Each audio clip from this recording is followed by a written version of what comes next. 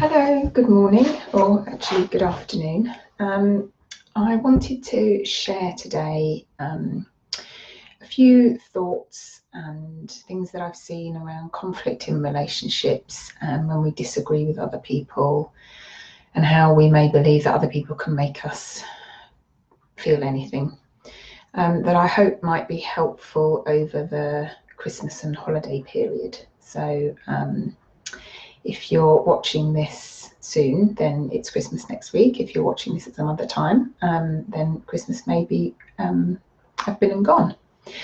So typically at this time of the year, we tend to be thrown together with either friends or family who maybe we haven't spent a lot of time with, who maybe generally we don't hang out with, and who we may have quite differing political opinions, or opinions about parenting, or opinions about food or alcohol, or how we spend our time, or really just there could be a myriad of things that we may seemingly disagree on. And we're often thrown together for a day, 2 days, 3 days, maybe a week. And for some people that can, if you know that you have someone in your family or in your friendship group who you find difficult, that can often bring a bit of feelings of dread or stress, or, you know, the kind of how's it going to go kind of feelings. And add on top of that, that unfortunately in our society, there's also a lot of pressure in the ether, with people believing that Christmas has to go, you know, a certain way, and that this is how I have my Christmas day, and this is what we do on Christmas Day. And often those things can create a bit of conflict, or a bit of arguing, or a bit of anger or frustration or irritability or whatever.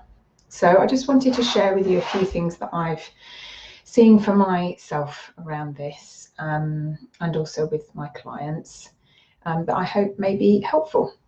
So I've just got 3 or 4 points to make. I'll try and keep it brief because I also know that lots of people are busy at this time of year. So the first thing to begin to see is that really we all, according to what we think, what thought energy we have coming through us, bringing us our thoughts and our beliefs. So according to what we believe, that is going to be the reality that we live in.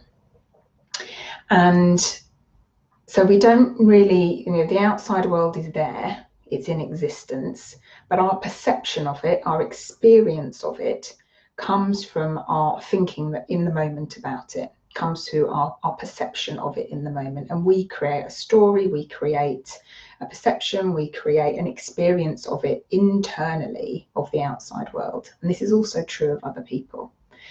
And when we believe that other people should think like us, other people should have the same beliefs as us, it can get us into a lot of sticky water. And what I've seen to be really helpful in this area is when I see that absolutely everybody on this earth, so all 7 billion of us, live in a completely different experience or reality or experience of life, according to our thought in the moment, according to our long held beliefs.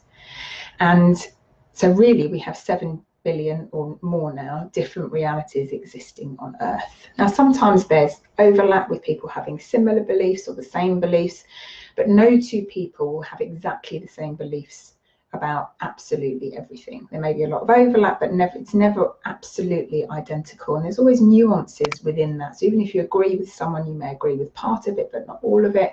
So it's all completely nuanced and it's all completely personal. So we can look at this, but unfortunately with our thinking, with our beliefs, we tend to think that other people should think like us, or it would be much better if you thought like us. But when we hold on to that as a way of being in life, I find it just creates a whole lot more conflict within yourself and within relationships. And when we can know that our thinking is as individual and personal and different as the irises of our eyes, as our DNA, as our fingerprints, you know, it's absolutely individual to us. And our thinking is the same.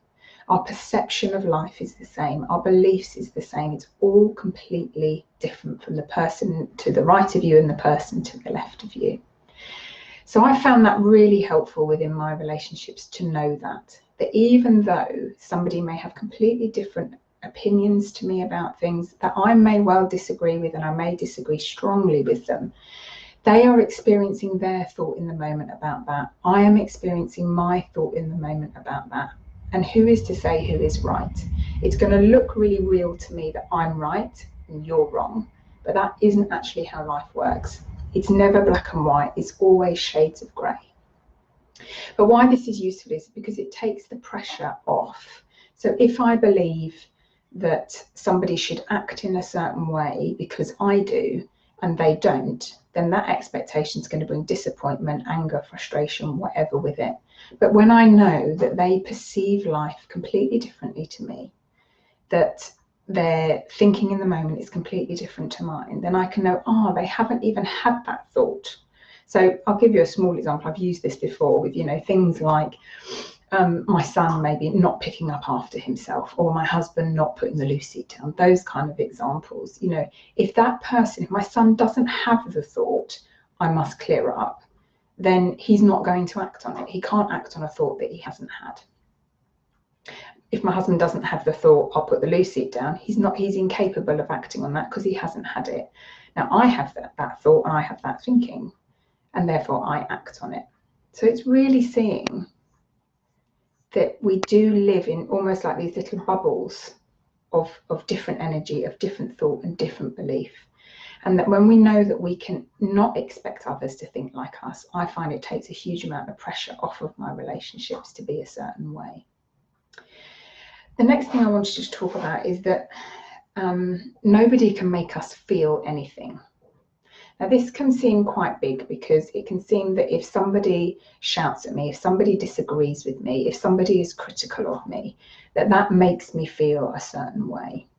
But actually, again, that perception is also coming internally from within.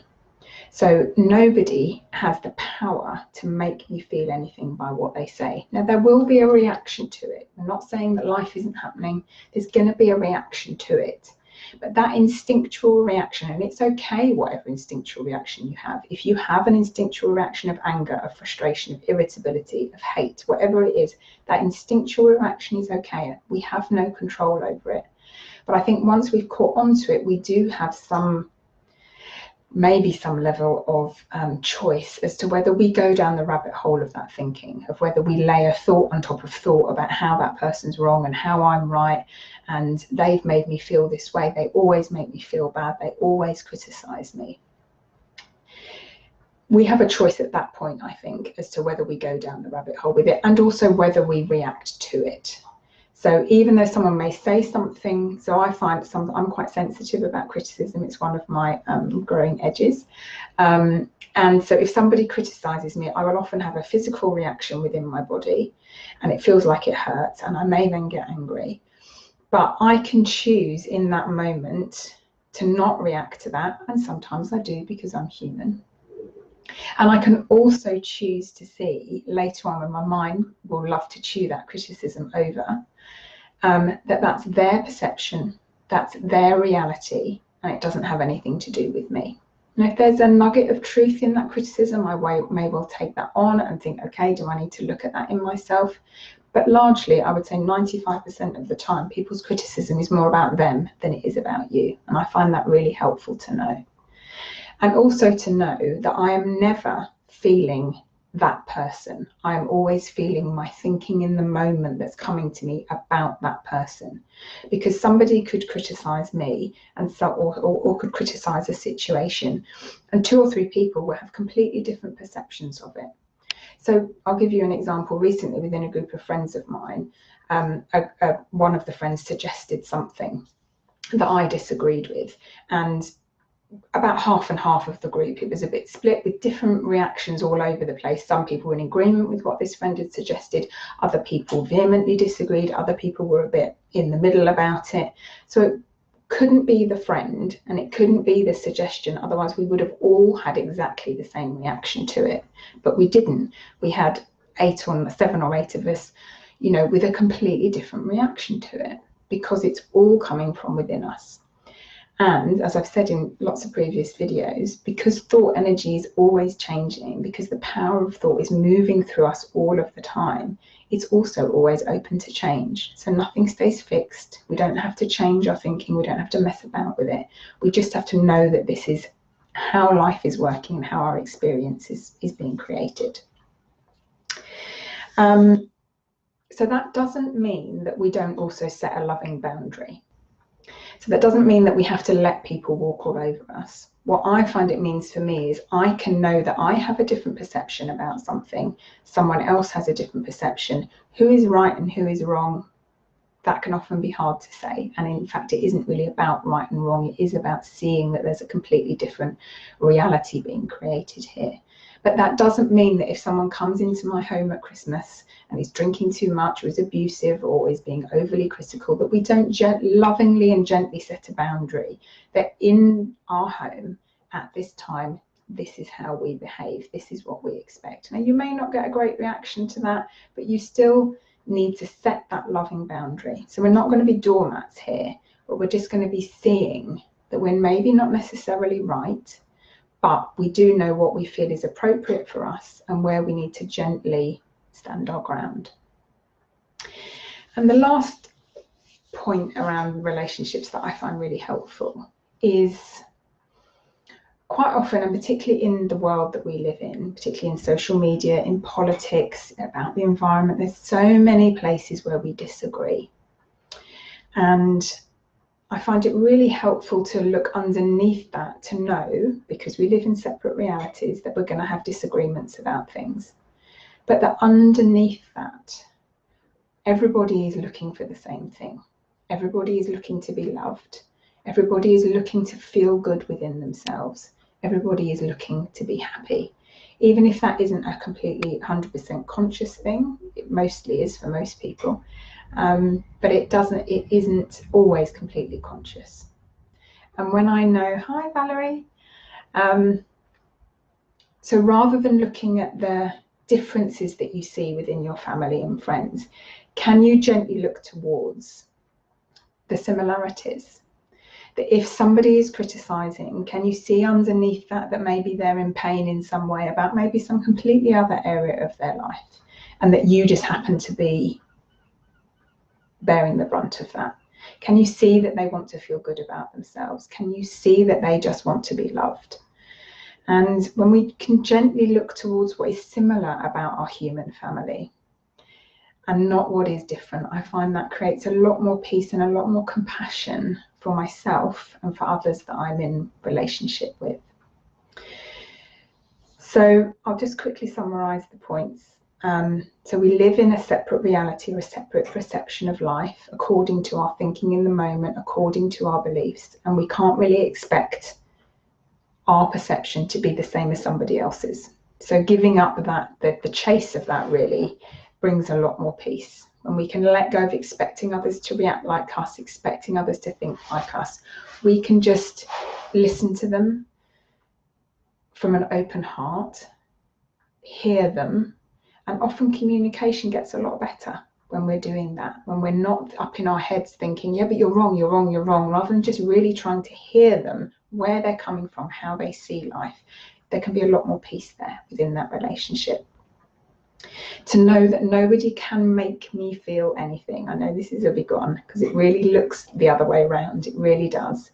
But I've really seen for myself and in lots of situations with other people where nobody can make me feel anything. It's always coming internally driven, and that's always open to change. That when I need to, the third point, when I need to, I set a loving boundary, and that's okay to do. When it comes from a place of love, generally it can be received with love, not always, but you know, we give it a go.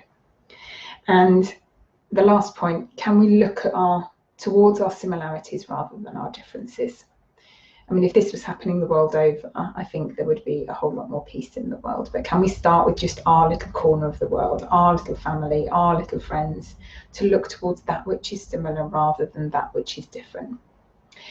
And finally, just to say, also just have loads of compassion for yourself. If you know that you're going into tricky friends or family situations, just have compassion for yourself. If you react, you react. We can always apologize. And just have loads of compassion and love for yourself in this period, to know that you don't have to get it right all the time. Maybe there's going to be some arguing coming up. Maybe it's all going to be peaceful. We just don't know. So don't try and project too far into next week about what it's going to be like. And just really hold yourselves and everybody else in your life with love and compassion. So that's it for today. That's it for this year. This is my last video of the year. I'm going to be off from Friday for a couple of weeks with my son as he's off school. So I'm super excited about that, to be spending time with my beautiful family. And I just wish you the most beautiful holiday period, a wonderful start to 2020. And thank you for everybody who's watched my videos, liked my page, has interacted with me in any way. Thank you, thank you, thank you. And yeah, just have a really beautiful holiday season. I hope it's peaceful, I hope it's filled with joy, and I hope it's filled with loads of fun and just time with people that you love. So yeah, so I'm signing off, and I shall see you bright and raring to go in 2020. Okay, much love. Bye, Valerie. Bye. Much love to you all.